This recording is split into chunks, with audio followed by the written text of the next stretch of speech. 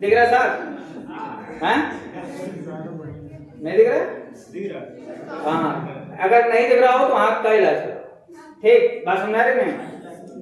एक हमारे यहाँ मोहल्ले में डॉक्टर हैं, उनके यहाँ जाओ तो वो अजीब तरह का इलाज बताते हैं। उनके वहाँ गए, हम बोले डॉक्टर साहब हमको दूर का नहीं दिखता है, तो बोले नजदीक जाके देखिए।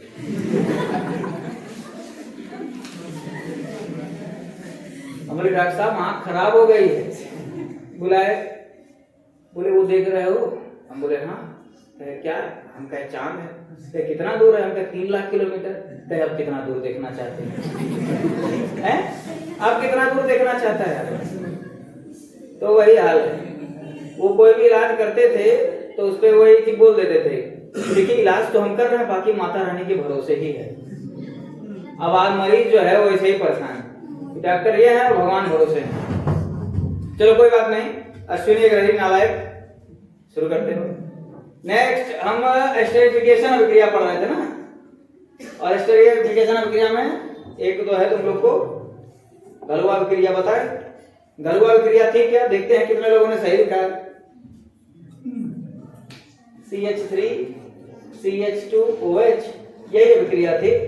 CH3 COOH गिव्स, यहां पर तुम्हारा कंसंट्रेटेड H2SO4 था, शामिल सल्फ्यूरिक अम्ल।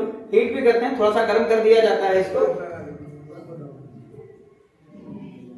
बन जाता है CH3 C2H5। वही CH3 CH2 को जगह नहीं है इसलिए हमने C2H5 लिख दिया। कोई समस्या तो है नहीं किसी को? वह यही है कि यही हमारा जो H है ये हमारा OH निकल लिया है H2O, ठीक। और यहाँ पर ये हमारा जो बना है ये है हमारा एस्टर। तो एस्टर के फॉर्मेशन में हमारा अल्कोहल का जो रोल है वो बहुत ज्यादा होता है। एस्टर का मतलब होता है कहीं पर भी आपका ये R मतलब कोई अल्किल ग्रुप हो गया, C डबल बॉन्ड O, और यहां पर कोई भी अल्किल ग्रुप हो सकता है। ये बॉन्ड है अगर, तो यही बॉन्ड हमारा कौन सा बॉन्ड होता है? एस्टर बॉन्ड होता है। ये बॉन्ड अगर कहीं पर आपको दिख गया बीच में C डबल बॉन्ड O और उसके बगल में ऑक्सीजन अगर दिख गया और अगल बगल हमें 2 कार्बन दिख गए, इसका मतलब वो एस्टर है। इसका मतलब क्या है? एस्टर है। इसका नाम कैसे लिखते हैं? अल्किल अल्केनोएट। क्या लिखते हैं? अल्किल अल्केनोएट। इसमें से जो भी ग्रुप छोटा होगा, जिसमें नंबर ऑफ कार्बन कम होंगे, ठीक है, उसको क्या लिखेंगे? अल्किल। ध्यान से सुनो, यहां ईथर वाला काम नहीं करते हैं। यहां यही वाला कार्बन हमारा चेन का कार्बन है, इस कार्बन का कोई चेन है नहीं, चेन टूट गया है। तो फंक्शनल ग्रुप मतलब कार्बोनिल ग्रुप इसमें जुड़ा हुआ है। इसमें हमारा ऐसा हो सकता है एथिल मेथेनोएट संभव है। इसमें बात समझ में आ रही है कि नहीं? जैसे CH3 C double bond O O C2H5, इसको हमेशा चेन में रखेंगे। ये हमेशा फंक्शनल ग्रुप हमेशा चेन में रहेगा। समझ में बात आ रही है ना? और यहां जो ग्रुप रहेगा वो अल्किल ग्रुप होगा। इसका नाम क्या हो जाएगा? Ethyl ethanoate. क्या नाम हो जाएगा इसका? इथाइल इथेनोएट, ठीक। इथाइल यहां से आ गया और ये 2 कार्बन है, इथेनोएट, या फिर इथाइल एसीटेट भी बोल सकते हैं। क्या बोल सकते हैं? Ethyl acetate. ये एसीटेट ही आयन तो है ना, इथाइल एसीटेट इसका नाम हो जाएगा। तो ये हो गया हमारा एक एस्टेरिफिकेशन रिएक्शन, ठीक है। बंद करो बाबू इसको।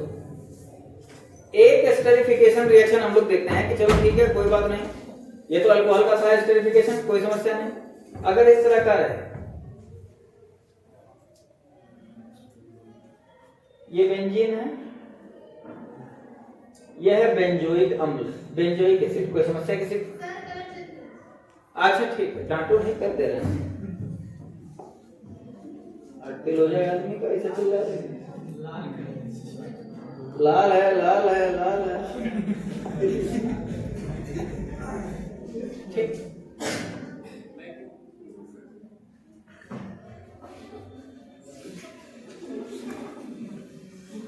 समझ गया ना? इस बार और गंदा वाला था। छी, इतनी गंदी गाली कैसे मैं दे सकता हूँ मैं तुमको? बहुत गंदी गाली। च्युइंगम चबा रहे हो? हाँ, जूठे मुंह चला रहे हो? भैंस हो क्या? भैंसिए काम करती हैं दिन भर, मुंह से झाग फेंक देंगी बाहर। यहां पर लगा दिया हमने OH। अब इसका IUPAC नेम अगर किसी को पता हो तो वो जरा बताए। पता है तुमको? उनको देख के लग रहा है कि तुम इसका IUPAC नेम जानते हो। IUPAC नेम, IUPAC नेम चढ़े ऊपर है। IUPAC नेम बताओ। हाँ, ऑर्थो हाइड्रोक्सी बेंजोइक एसिड या 2 हाइड्रोक्सी बेंजोइक एसिड। क्या नाम हो जाएगा इसका? 2, ये हो गया पहली पोजीशन, 2 हाइड्रोक्सी बेंजोइक एसिड। यह है सैलिसिलिक अम्ल। ये क्या है? सैलिसिलिक अम्ल। सैलिसिलिक अम्ल का इस्तेमाल डेली लाइफ में करता है। सैलिसिलेट जो इसके जो वो बनता है, एक जो ईस्टर बनता है इससे, इसका भी इस्तेमाल डेली लाइफ में बहुत ज्यादा किया जाता है सैलिसिलेट्स का। ठीक है? अगर जो पेन किलर होते हैं, पेन किलर जानते हो? तो दवाएं नहीं, पेन किलर में भी इस्तेमाल करते, दवा में अभी बनाएंगे, वही बनाएंगे, पेन किलर बनाएंगे। जो पेन रिलीफ वाले जो बाम होते हैं ना, वॉलिनी, ठीक है, उसमें पीछे में देखा करो लिखा रहेगा सैलिसिलेट, मिथाइल सैलिसिलेट या कुछ ना कुछ ऐसा सैलिसिलेट लिखा रहता है। ठीक? तो वो क्या करता है? दर्द को कम करने वाली दवाओं में इस्तेमाल किया जाता है सैलिसिलेट। सैलिसिलिक अम्ल क्या करता है? सैलिसिलिक अम्ल को भी डायरेक्टली हम स्किन पर यूज कर सकते हैं। ठीक? जैसे बाबू दीपक, हम लोग के यहाँ बड़ी समस्या पता है क्या आती है? बड़ी समस्या हम लोग क्या माने इंडिया में आती है कि जैसे फैट ज्यादा लगा तो गठैया पे यहीं काला हो जाता है? ऑटो में बैठ गया, बगल में नजर गई तो इतनी दूरी पर ही लोग रहते हैं। ठीक है, नजर गई, वो चेहरा वो बढ़िया, गठैया पूरा यहाँ पर काला। ठीक, अंडर आर्म में पूरा ये एकदम इतना काला हो जाएगा कि समझो नहीं। ठीक है, तो उसको साफ वो करने के लिए वो बोलते हैं डिटैन करना। पार्लर में कहते हैं सर आपका डिटैन कर दें, तो मतलब साफ सफाई कर दें। तो सैलिसिलिक एसिड किस चीज का काम करता है? साफ सफाई का काम करता है। ठीक है, चेहरे पर कुछ लोग के बहुत पोर्स होते हैं, ध्यान से देखोगे अगर तो पोर्स होते हैं। पोर्स जानते हो? हाँ, चेहरे पर छोटे छोटे छोटे छोटे छेद रहते हैं। ठीक है, उन पोर्स जिनसे ऑयल निकलता है बाहर, तो उन पोर्स को भी खत्म करने का कार्य, ये ऑयल को एक्सट्रैक्ट करने का काम रहता है। मान लीजिए आपकी त्वचा ऑयली है, ठीक है, तो ऑयली स्किन के लिए हम लोग सैलिसिलिक अम्ल का इस्तेमाल करते हैं। ठीक है, त्वचा रूखी एवं बेजान है तो उसके लिए मत इस्तेमाल करिएगा। बात समझ आ रही है कि नहीं? तो उसमें सैलिसिलिक अम्ल का इस्तेमाल किया जाता है। तो ब्यूटी प्रोडक्ट्स के रूप में भी यूज कर सकते हैं, दर्द निवारक जो बाम होता है उसमें यूज कर सकते हैं। और जो सबसे खतरनाक इस्तेमाल है वो तो मैं अभी बताने वाला हूं। बाबू मुस्कुरा रहे, मुंह ही ऐसा है, मुस्कुरा नहीं रहे हैं, मुंह ही ऐसा है क्या बेटा? इसमें हमने करा दिया किसी एस्टरिफिकेशन, किसी साथ करा दिया, एनहाइड्राइड के साथ भी करा देते हैं। ध्यान से देखो, या चल भाई एसिटिक अम्ल के साथ ही कराते हैं, इसके साथ ही कराते हैं। तो यहां से ऐसे करके ऐसे बाहर निकालो और ये आ जाएगा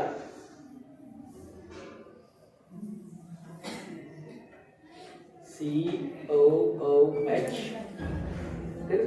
भाई बंद करो भाई, कौन परेशान कर रहा है? पवन के साथ रोशनी भी आ जाए, प्रकाश भी आ रहा है। और यहां पर जो आएगा C double bond O CH3। ठीक, देखो CH3 CO आ गया, ये यही आकर के इस ऑक्सीजन से आकर के जुड़ गया है। ठीक है, CH3 CO आकर के इस ऑक्सीजन से जुड़ गया है। इसका नाम हो जाएगा 2 और इस ग्रुप का नाम है एसिटॉक्सी। क्या नाम है? एसिटॉक्सी। Benzoic acid.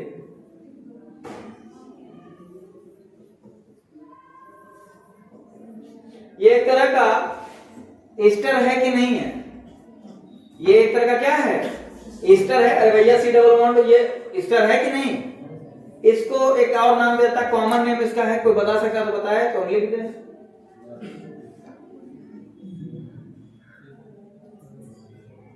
नहीं बता? हाँ बताइए।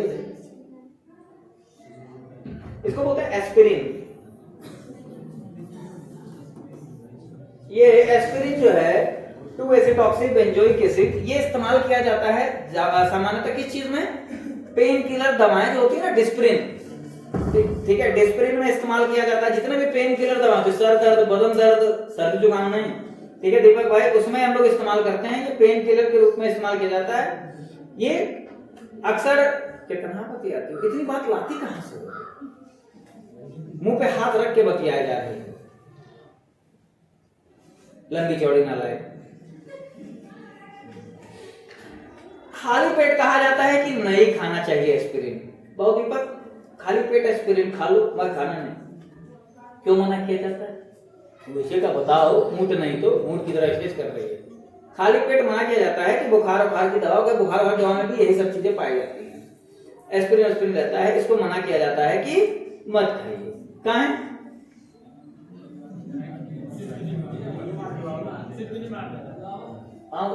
ऐसा मत करो कि तुम खुद ना खोल पाओ इसको। ताकत बचा रहे हो क्या? सिक्योरिटी की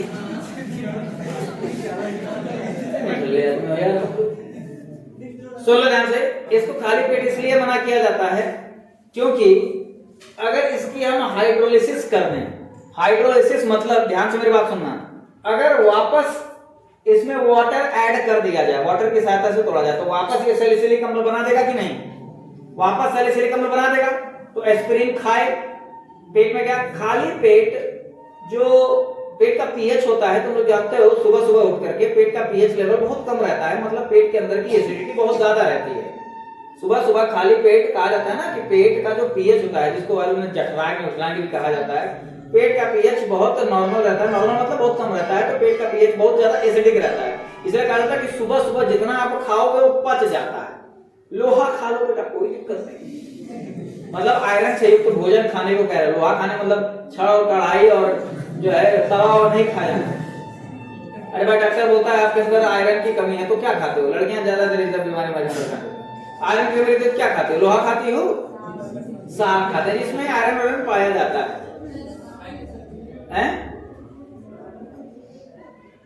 यही ना करता है आदमी, ठीक? तो पेट में जाकर के ये वापस सैलिसिलिक अम्ल बना देता है। पेट में जाकर के वापस क्या कर देता है? सैलिसिलिक अम्ल बना देता है। और सैलिसिलिक अम्ल जब पेट में बनता है तो इंटरनल ब्लीडिंग, इंटरनल ब्लीडिंग समझते हो ना? अरे अल्सर का नाम सुना है? अल्सर का नाम सुना है ना? हाँ, तो उसका इससे कोई रिलेशन नहीं, वो अलग है ये अलग है, ठीक है? अल्सर मतलब पेट में घाव हो जाता है, इंटरनल ब्लीडिंग, बिना चोट के खून नहीं ना फेंक दोगे बाहर, मतलब पेट के अंदर समझ लो घाव हो जाता है, धीरे धीरे वो खतरनाक लीवर सिरोसिस, इस तरह की खतरनाक बीमारियां हो जाएंगी। खून फेंक दोगे बाहर, मर जाओगे। 13 दिन बाद हम लोग पहुंचेंगे, फोटो चढ़ाएंगे, बुनिया खाएंगे, चले आएंगे, हमको तो लोटा और धोती भी मिलेगा पंडित से, है कि नहीं? रास्ते में बोलते आ जाएगा, अच्छा आदमी था स्वीरी, ठीक है? एस्पिरिन तो समझ में आया, इसके स्पेसिफिकेशन से एस्पिरिन बनता है, ठीक? एक दो रिएक्शन और है, बड़े इंपॉर्टेंट है, देख लिया जाए। ऑक्सीकरण, हाँ कुछ भैया ऐसा करो ना कि दोस्तों, हाँ स्टूल लगा दो, ये तो बड़ा नीचे हो जा रहा है, स्टूल लगा दीजिए भाई, फिर आगे बड़ा हीट है। अब इसका ऑक्सीकरण देखते हैं, अल्कोहल का ऑक्सीकरण देखा जाए। अल्कोहल का क्या करते हैं? ऑक्सीकरण देखते हैं। ऑक्सीकरण का मतलब क्या होता है, कोई बताएगा? Oxidation, what is oxidation? क्या होता है ऑक्सीडेशन? इसकी परिभाषा कोई जानता हो तो बता दे, नहीं जानता हो तो वो भी बता दे।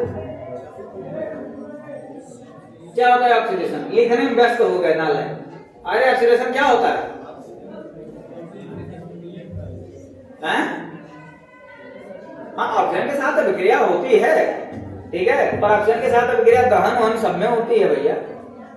हम ये कह रहे हैं कि ऑक्सीकरण की परिभाषा नहीं पता हो तो एक ऑक्सीडेशन रिएक्शन पे वीडियो है, तुम लोग के ग्रुप में हम डाल देंगे। तुम लोग को ग्रुप में 11 वाला वीडियो भेज दिए थे ना, समय अवस्था वाला, कोई बात नहीं, 12 वाला भेज देंगे।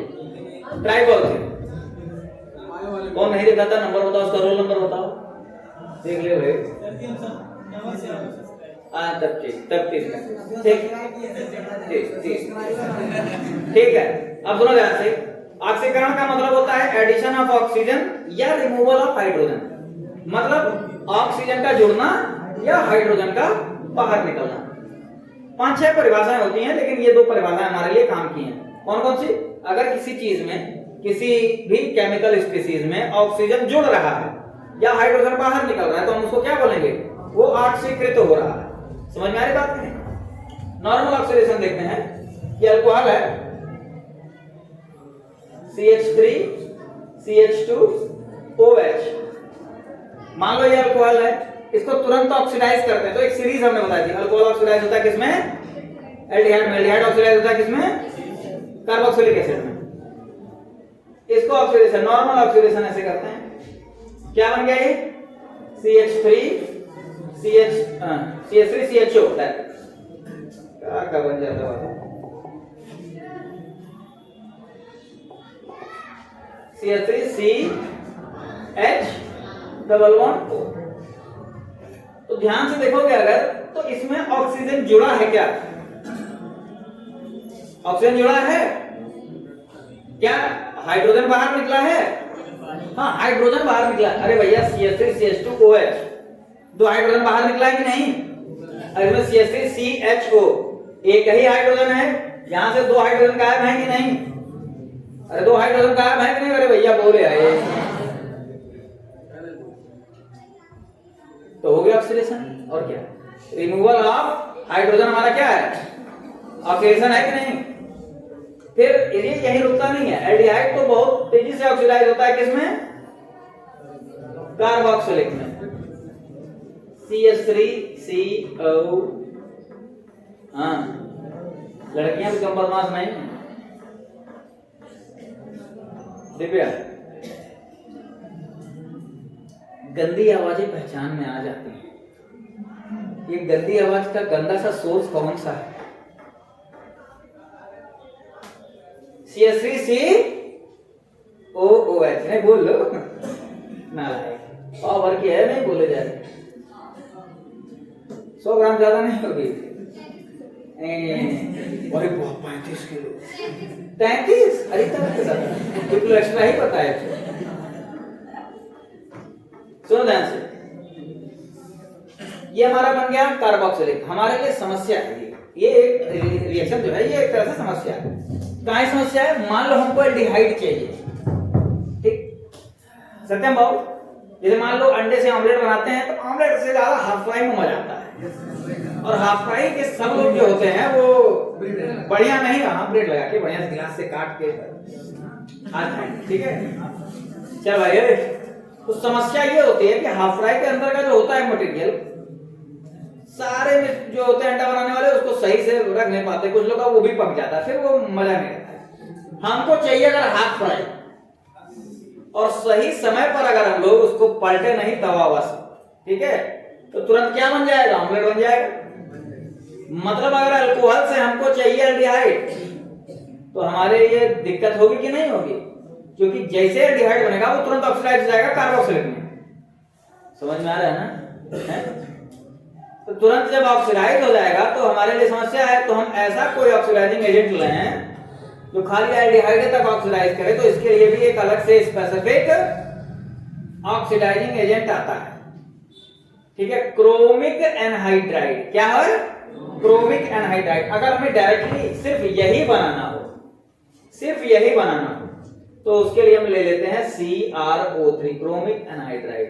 अगर अल्कोहल से सिर्फ और सिर्फ एल्डिहाइड बनाना हो तो अगर नॉर्मल ऑक्सीडेशन हम करेंगे तो ऑक्सीडाइज होते ही एल्डिहाइड क्या बन जाएगा, कार्बोक्सिलिक अम्ल में कन्वर्ट जाता है। बात समझ में आ रही है कि नहीं?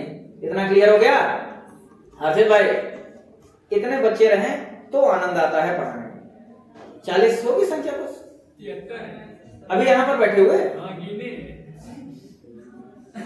73 तक हो तो समझ में आता है, अच्छा लगता है। 80 है, अच्छा 73 क्या मिल गया कि यही चीज ये तुम लोग भी समझ लो। जैसे अब कहोगे कि सर जी ये सब पढ़ के क्या मिल जाएगा, ठीक है, तो इसका यूज कहाँ है? इसका यूज पेपर में है, सबसे बड़ा यूज तो वही है। तुम्हारे लिए और क्या चीज मायने रखती है परीक्षा के अलावा? नहीं उसको छोड़ के, वो वाला मैटर छोड़ के, ठीक है, सबसे जरूरी चीज क्या है? पढ़ाई। वो हो जाएगी बेटा, वो रिक्शे वाले की भी शादी होती है पर रिक्शा वाला पढ़ नहीं पाता है, समझ गया ना? उसके लिए परेशान तुमको होने की जरूरत नहीं, ठीक है? तुमको क्या लगता है जो रिक्शे वाले, कबाड़ी वाले ये सब होते हैं, इनकी शादियां नहीं होती हैं? जब इनकी हो जाती तो इनसे या इनसे अगर बहुत अच्छे नहीं होगे तो इनसे बदतर भी नहीं हो, ठीक है? इनसे हो गया तो उसकी चिंता तुम ना करो, वो तो हो जाएगी। सुनो ध्यान से, हाँ देखा इसे ऐसे रिएक्ट कर रहा है, चलो रिक्शा वाले की हो जाती तो हमारी तो हो ही जाएगी, उनसे तो ठीक है। सुनो ध्यान से, अब इसके बाद और ऑक्सीडेशन की कुछ और अभिक्रियाएं हैं। जैसे हम लोग कॉपर की प्रेजेंस में अभिक्रिया कराते हैं, ध्यान से सुनो। मान लिया कि प्राइमरी अल्कोहल है, ये परीक्षा में पूछा जाता है भाई। प्राइमरी अल्कोहल है CH3 CH2OH, copper 573 kelvin temperature, dehydrogenation हो जाएगा। डिहाइड्रोजनेशन का मतलब हाइड्रोजन क्या हो गया, जुड़ गया या हट गया? हाइड्रोजन की बात कर रहा हूं, हट गया कि जुड़ गया? ऑक्सीडेशन का मतलब, ठीक है, तो हट जाता है, ठीक, बन गया CH3 CHO, ये तो अभी देखा ही हमने। सेकेंडरी अल्कोहल रहे, अच्छा कौन सा हाइड्रोजन निकलता है याद रखना, CHOH, मतलब C वाला H और O वाला H। बात समझ आ रही कि नहीं? एक C का H और एक O का H, यही दोनों बाहर निकलता है, याद रखोगे ना? कहीं और अच्छा से इलेबोरेट कर दे, खैर उसका कोई बहुत लाभ है नहीं तुम लोगों के साथ, ठीक है? तो समझना होना है, बिना रसगुल्ला के सुबह सुबह मुंह उठाए चले आए यहाँ पढ़ने। CH3 CH2OH, ये दोनों HO बाहर निकल गए, हो गया ऑक्सीडेशन, ठीक, और यही बन गया हमारा, ठीक है, C double bond O,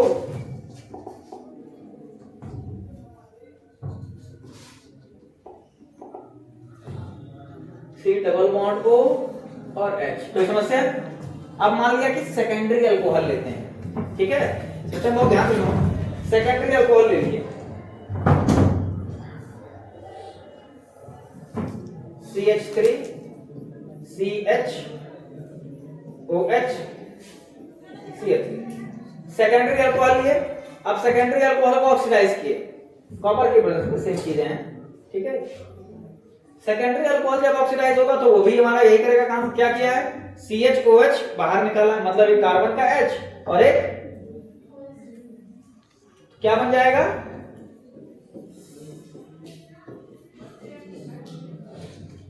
alpha hydrogen और OH का हाइड्रोजन, यही बाहर निकल रहा है CHOH। समझ बात आ रही है कि नहीं? एक इस कार्बन का, मतलब जिससे ऑक्सीजन जुड़ा है, उस कार्बन का हाइड्रोजन और खुद ऑक्सीजन का हाइड्रोजन, यही तो हाइड्रोजन बाहर निकल रहे हैं। समझ में बात आ रही है कि नहीं? वाह क्या समझदार आदमी। अब मान लो CH3 CH3OH, इसका अगर हम ऑक्सीडेशन करें तो क्या बनेगा?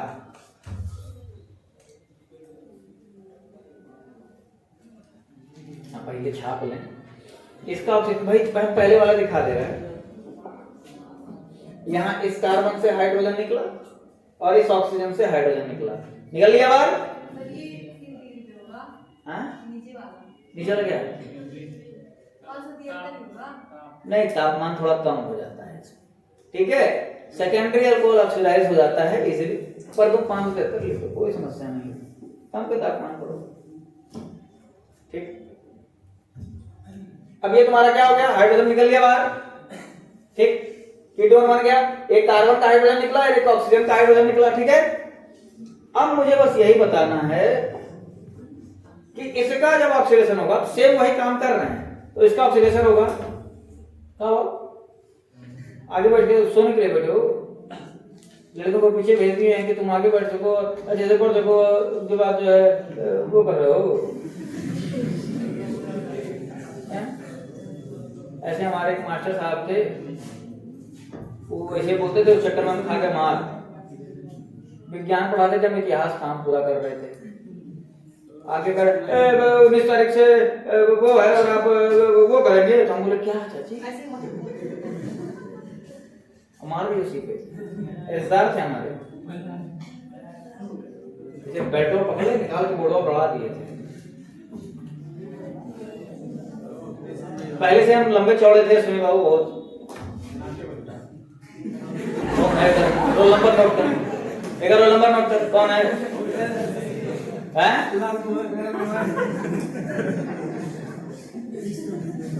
कहाँ बैग में मुंह डाल रहे हो? मुंह दिखाने लायक नहीं रह गए?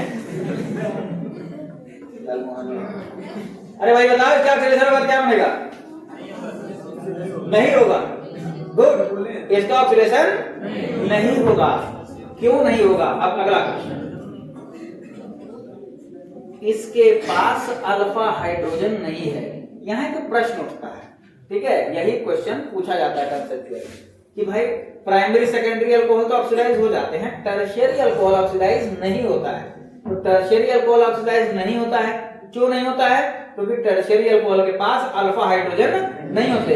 अरे भाई CH2 हम लोग निकाल रहे थे, इस कार्बन का मतलब जो फंक्शनल ग्रुप वाला कार्बन था उसी का हाइड्रोजन निकल रहा था।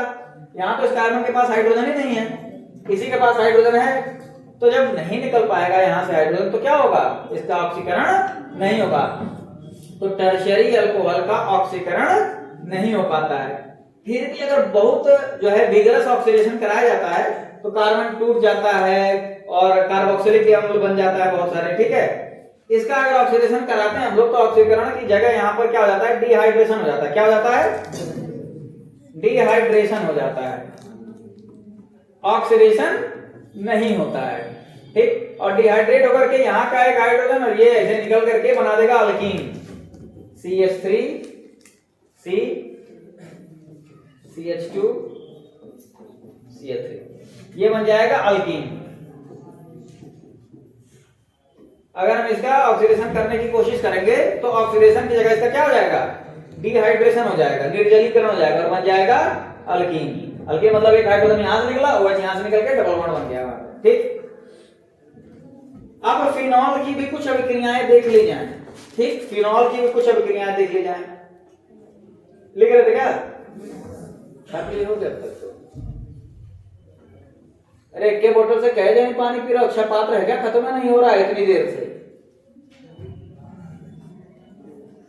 चलो ठीक, अब ध्यान से सुनो, नेक्स्ट अभिक्रिया देखते हैं। ऑक्सीकरण पढ़ ही रहे हैं तो फिनॉल का ऑक्सीकरण देखा जाए। फिनॉल बेटा इजीली ऑक्सीडाइज नहीं होता है, ठीक है। फिनॉल इजीली ऑक्सीडाइज नहीं होता है।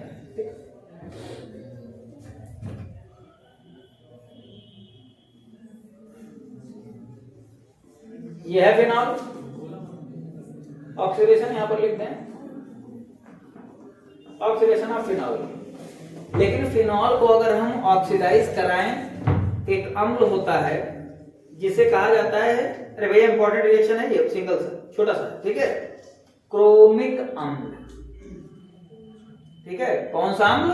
क्रोमिक अम्ल, H2Cr2O7, ठीक। H2Cr2O7 क्रोमिक अम्ल, अगर इसके साथ इसका ऑक्सीकरण कराया जाए, बहुत स्ट्रॉन्ग ऑक्सीडाइजिंग एजेंट होता है, ठीक है। ये बहुत अभिक्रियाशील होता है, इसको बनाया जाता है ड्यूरिंग द प्रोसेस, मतलब रिएक्शन के बीच में। कैसे? पोटेशियम डाइक्रोमेट या सोडियम डाइक्रोमेट जानते होगे, Na2Cr2O7 या K2Cr2O7? D N double block पढ़े तो नहीं? 12th वाले हो ना तुम? डी एन डबल ब्लॉक है ना? डी एन डबल ब्लॉक है ना कोर्स में? खाली पी ब्लॉक में गायब हुआ है, डी एन डबल ब्लॉक तो है।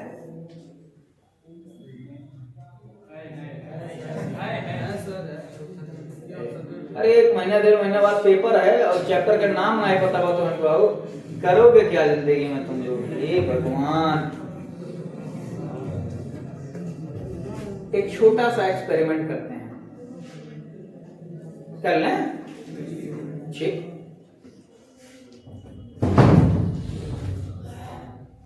दीपक के पीछे बाबू खड़े हो जाओ। 5 चैप्टर के नाम शुरू से बताओ केमिस्ट्री के।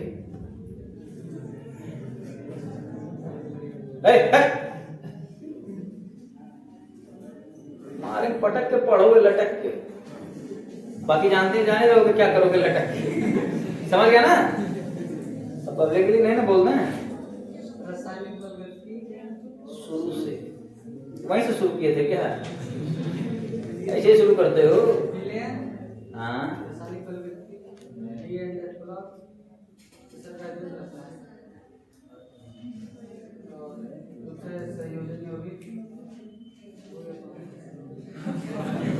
देखो, पहली चीज तो 4 हुआ, दूसरी चीज ये क्रम से नहीं था, तीसरी चीज हमको इतने की भी तुमसे उम्मीद नहीं थी, तुम इतना बता दिए वो बहुत अच्छा है। ठीक, बैठ जाओ।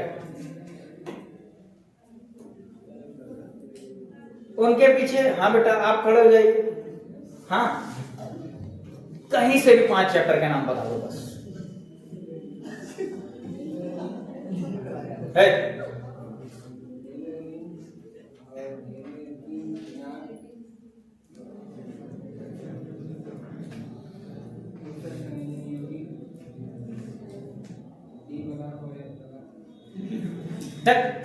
बता तो रहा है, 5 कहाँ हुआ है? अरे ढंग से 2 ही हुआ है। फिनाल कोई चैप्टर नहीं है, ठीक है? हेलोएरिन कोई चैप्टर नहीं है।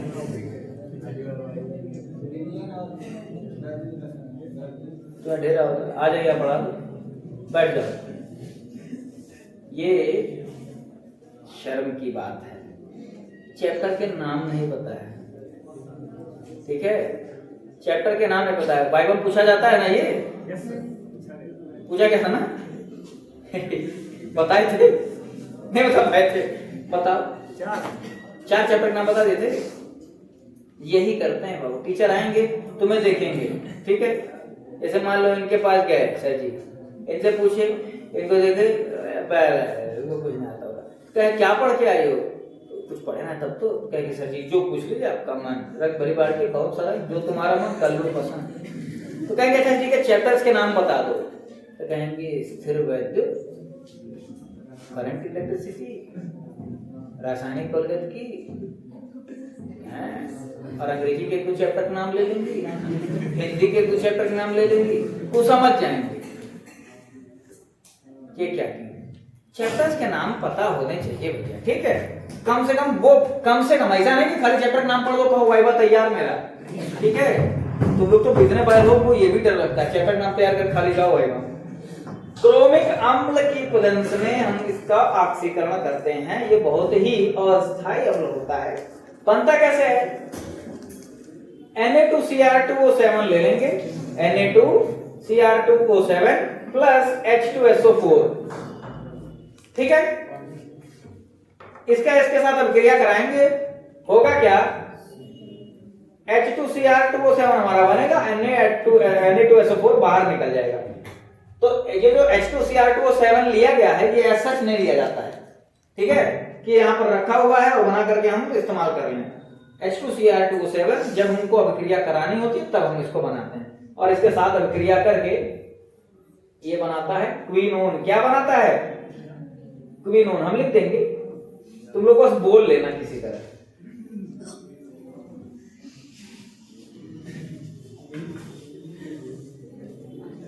ये क्या है? क्विनोन, ठीक है? पिछले साल एक चैप्टर था हाइड्रोजन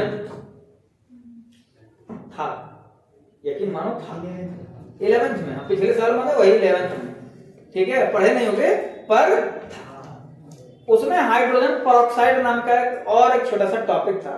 उस हाइड्रोजन पेरोक्साइड के मैन्युफैक्चरिंग में, मतलब उसको निर्माण की विधियां में इससे तुम्हारा पाला पड़ा होता अगर पढ़े होते। अरे बाबू पढ़ाने का किताब थी हैं, तो अब वो किताब खरीद के देंगे, किताब थी घर में बैठ कर पढ़ लिया, पढ़ाया नहीं गया था। जो पढ़ाया जा रहा तैयार हो रहा है, अभी तो पढ़ाने में व्यस्त है, नहीं तो पूछते हैं।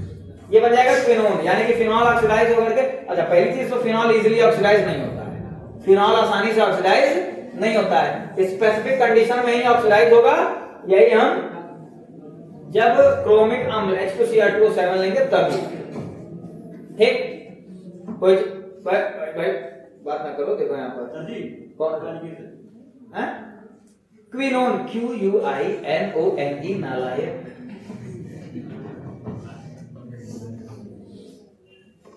अश्विनी भाई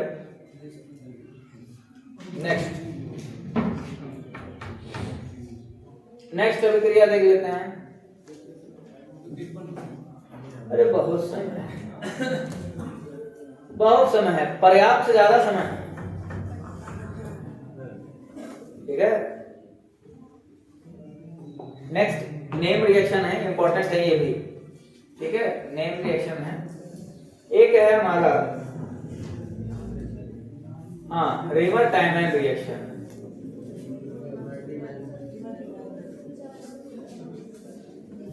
रिवर टाइमन रिएक्शन, और इसी के साथ इसी का छोटा भाई है कोलबेज रिएक्शन। इसी का छोटा भाई क्या है? कोलबेज रिएक्शन। ये दोनों में से देखो 3 अभिक्रियाएं हैं, और नोट कर लो इन 3 में से एक तुम्हारी बोर्ड परीक्षा में पक्का है आना है। पहला है रीमर टाइमन रिएक्शन, दूसरा है कार्बिलमीन जो नाइट्रोजन कंटेनिंग कंपाउंड में है, और कोलवेज रिएक्शन। इन 3 में से एक तुम लोग का परीक्षा में कंफर्म है, आना ही आना है, पेपर पे छप चुका है, पेपर लिखो। समझ गया कि नहीं? इन 3 में से एक कंफर्म है, आएगा ही आएगा, हरिओम आएगा ही, ठीक। इस अभिक्रिया में क्या करते हैं, ध्यान से मेरी बात सुनना। रिवर टाइमन रिएक्शन, ये फिनॉल की अभिक्रिया है।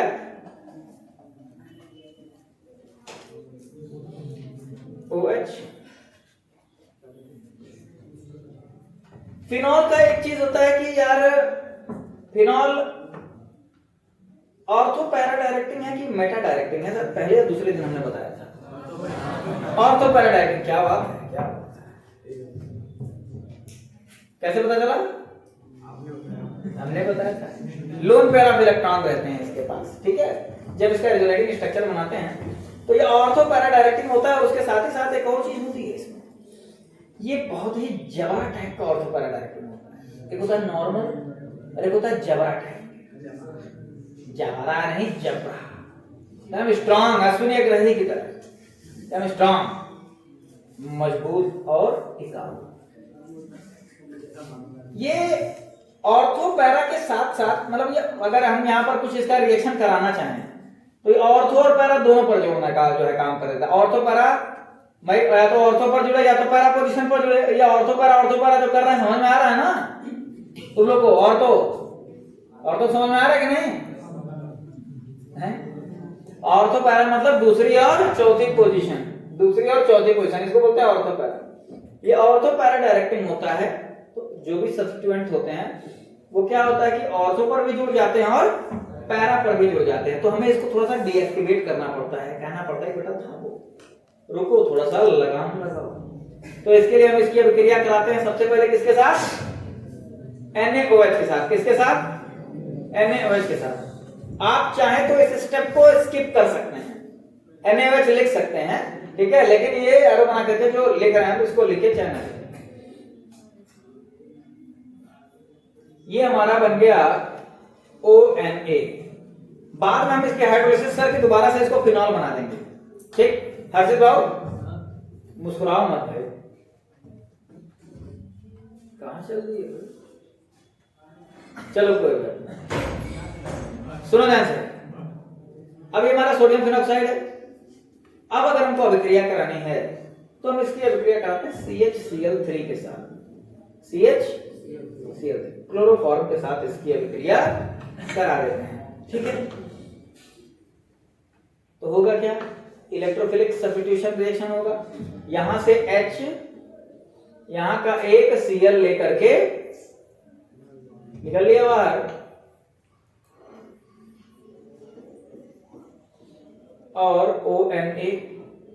देखो ये पूरा रिएक्शन का एक एक डिटेल में हम इसको समझा दे रहे हैं। ठीक है, अगले पेज पर पोल बेस रिएक्शन बता देंगे इसका एक एक डिटेल, ताकि समझ में अच्छे से आ जाए। बेटा छापने का समय देंगे तो छाप लो तब, ठीक। शाम को वीडियो देख लिया करो भाई। हाँ,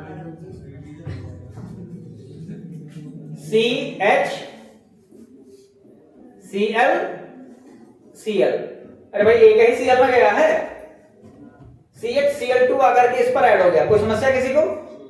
ये किस तरह का हैलाइड है? जेमिनल हैलाइड है। किस तरह का हैलाइड है? Geminal halide.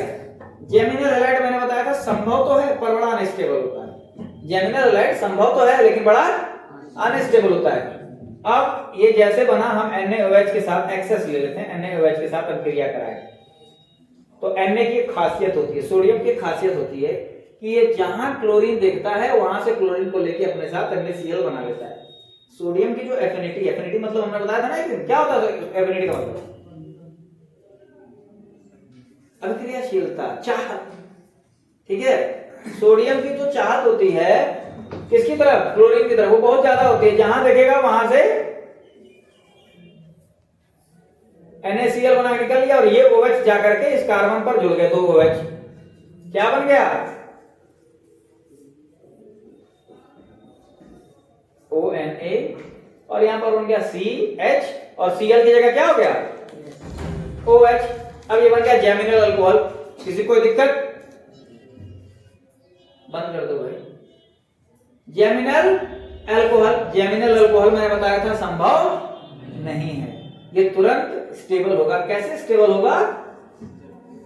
जल को निकाल के OH और यहाँ का H। अपने को क्या करना? अपने को बस पानी निकालना। पानी निकल गया और बचा क्या? एक ऑक्सीजन एक हाइड्रोजन, ONA प्लस यहां पर क्या हो गया? CH और एक ऑक्सीजन। बेंजीन डिहाइड है कि नहीं? अरे बेंजीन के साथ डिहाइड बन गया है। अभी इसको हटा देते हैं, हाइड्रोलाइसिस करा देते हैं।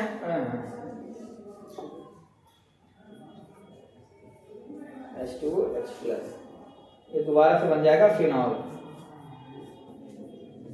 OH CHO, सैलिसिलल्डिहाइड। क्या बन जाएगा?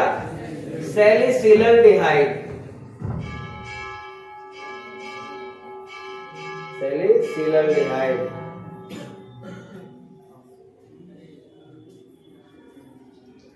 या इसका यूपीएससी नेम क्या हो जाएगा?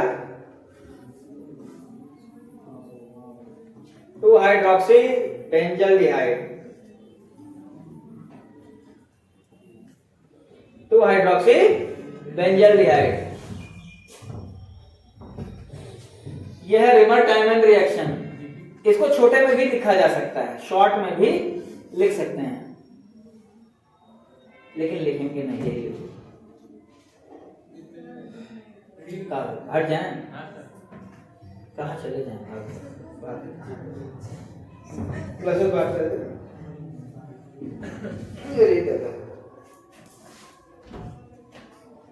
कोई जबरदस्त तरीके से आप खोल ना दे, मुंह भर लिए तुम्हें बहुत बड़ा आनंद आएगा। चलो, बहुत बोलता है मुंह टूटा इसका है ना बाबू। हाँ, बोल देंगे सफेद रंग का जैकेट पहनने वाला किसी पर, लेकिन बोल भी नहीं सकते, आई वाला पहन। शशि भाई छाप लो, रात में 12 बजे।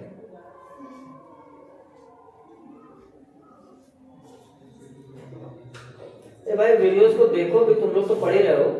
अगल बगल के विद्यालयों में भी तुम्हारे दोस्त या सहेलियां हों, उन लोगों को भी शेयर करो और उनसे बोल दो। मान लो बहुत पक्का दोस्त या पक्की सहेली, बोल दो स्टेटस या स्टोरी लगाओ, तब हम तुमसे बात करेंगे।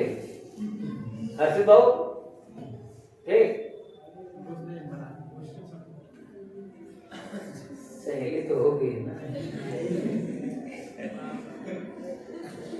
अरे इधर लेकिन टोला हो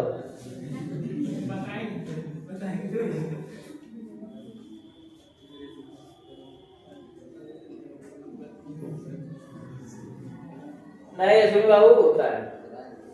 अब मान लो किसी का दोस्त कॉमर्स में है सुनी बाबू, तो नहीं ना वो स्टेटस स्टोरी लगाएगा।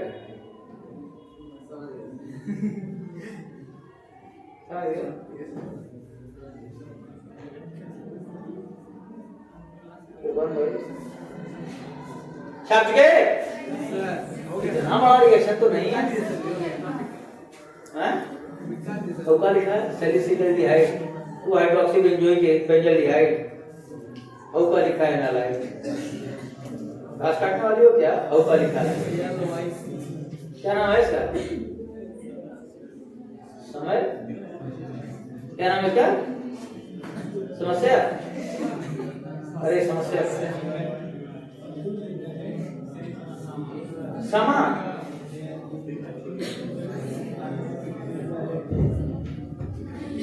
ठीक है। नेक्स्ट इसके बाद कोलवेज रिएक्शन।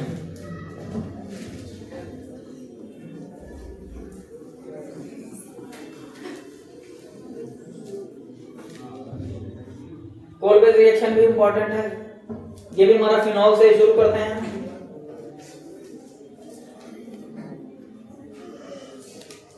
NaOH ठीक है।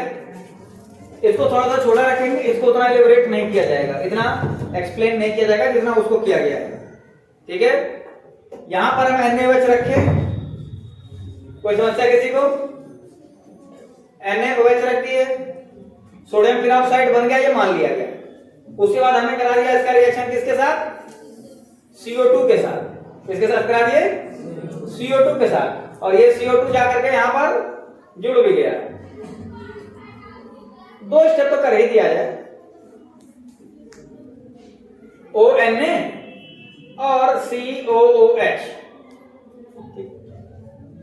अब इसका हाइड्रोलिसिस कर दें ONA को हटाने के लिए, H2O H+ OH, फिर से सैलिसिलिक अम्ल बन गया कि नहीं बन गया? 2 हाइड्रोक्सी बेंजोइक एसिड सैलिसिलिक अम्ल बन जाता है। हम लोग क्या रिमर-टाइमन रिएक्शन से सैलिसिलिक अम्ल बना सकते हैं? कैसे? वो क्या हम नहीं बोलेंगे, बताओ भाई कौन बोलेगा?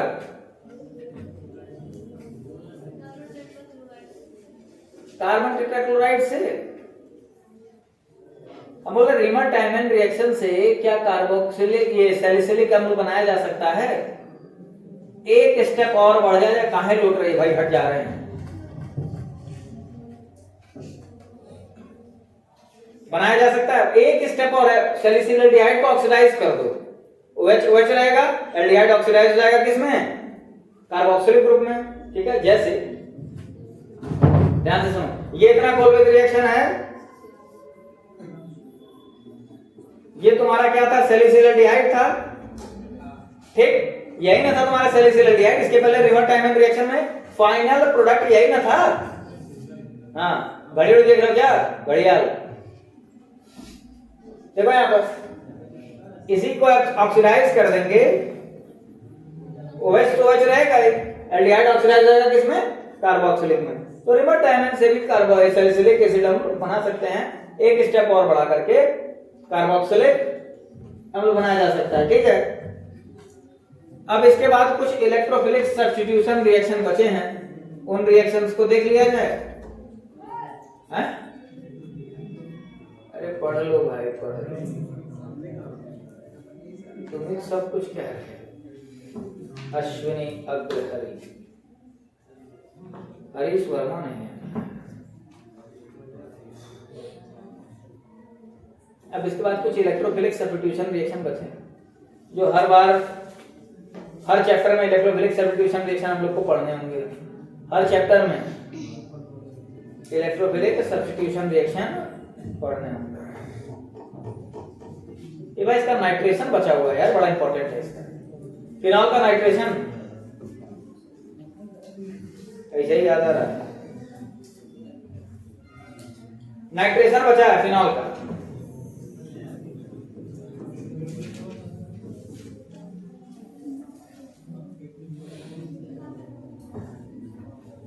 माने भाई ये फिनॉल है,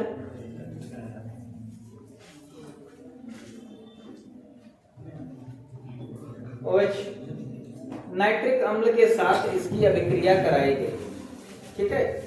नाइट्रिक अम्ल भी दो तरह का होगा, एक सांद्र होगा और एक तनु होगा। क्या बात है, एक तनु होगा और एक सांद्र होगा। तनु नाइट्रिक अम्ल के साथ मान लिया कि इसकी अभिक्रिया कराई गई,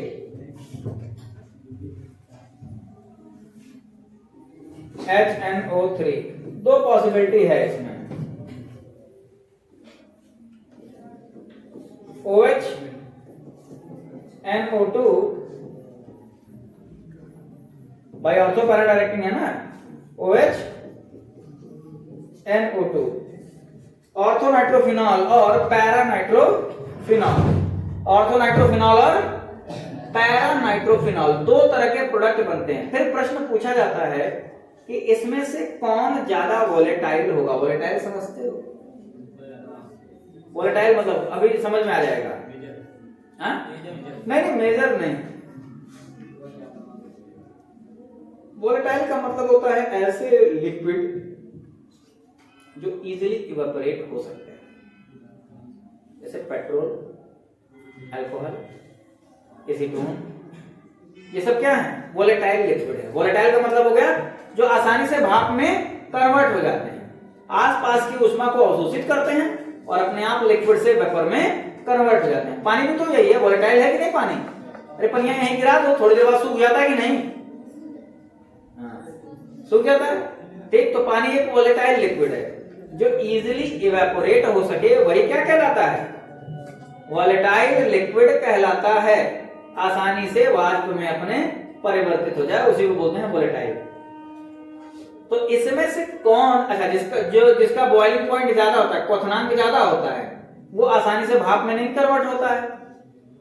तो हम लोग को अगर पूछा जाए इसमें कि किसका क्वथनांक ज्यादा होगा, वही वोलेटाइल नहीं होगा। समझ में आ रही बात की नहीं? तो ये नींद में है, कहाँ है? सी क्लास, ठीक। तो अब मुझे बताओ वोलेटाइल का मतलब क्या होता है? हाँ इवेपोरेट हो जाए, ठीक है। मान लो इवेपोरेट हो जाए, नहीं बोल पा रहे तो आसानी से उड़ जाए, ठीक। आसानी से कौन उड़ेगा? जिसका बॉइलिंग पॉइंट कम होगा, क्वथनांक कम होगा। हम लोग को यही देखना कि किसका क्वथनांक कम है या ज्यादा है, कैसे पता चलेगा?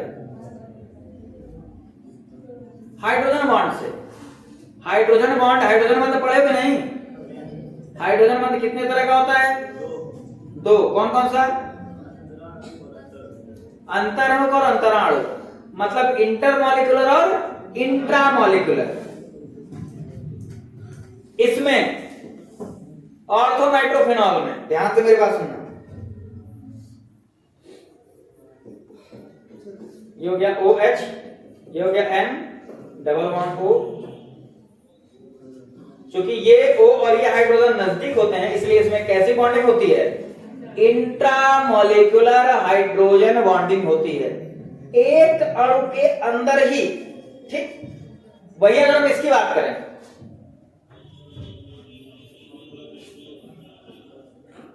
ये हमारा OH है, ये NO2 है,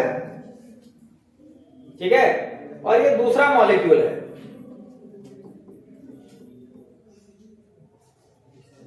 HO। ये इसके बीच हाइड्रोजन बॉन्डिंग हो जाएगी, इंटरमॉलिक्यूलर, यानी कि जो पैरा पोजीशन वाले होते हैं, ठीक है। अच्छा सॉरी,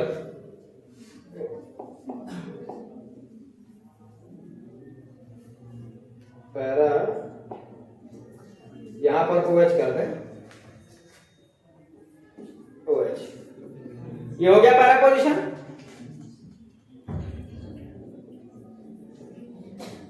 पोजीशन वाले हैं, पैरा पोजीशन में एक अणु दूसरे अणु के साथ हाइड्रोजन बंध बनाता है। समझ में आता है कि नहीं? तो एक बात बताओ, एक अणु दूसरे अणु को अगर बांधे हुए है तो उसको इवेपोरेट करना मुश्किल होगा कि नहीं होगा? ठीक है, लेकिन एक अणु आपस में बना लिया अपन, ऐसे आपस में बंधन बना लिया, लेकिन अब एक दूसरे से कोई बॉन्ड नहीं बनाया, कोई अट्रैक्शन नहीं है, तो वो आसानी से इवेपोरेट हो जाएगा। अरे भाई जल ही है, जल ऑक्सीजन के साथ हाइड्रोजन, ये बहुत स्ट्रांग बॉन्ड मान लो बन गया, उससे क्या मतलब है? उससे मतलब नहीं है।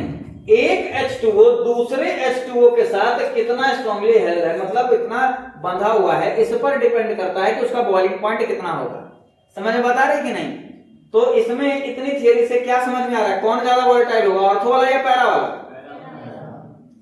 ऑर्थो वाला हमारा ज्यादा वोलेटाइल होगा। गलती से भी गलत ही बोलते हो, ठीक है?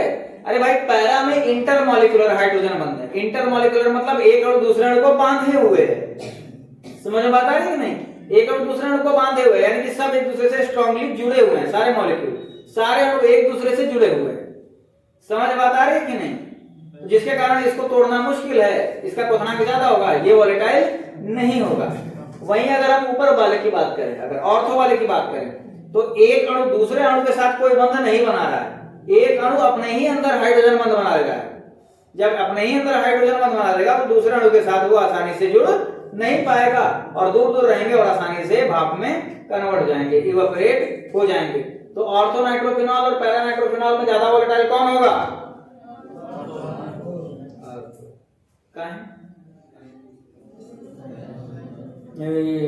बड़बड़ाने लगे, सी आग तरफ मुंह करने लगे, कहाँ है बताओ?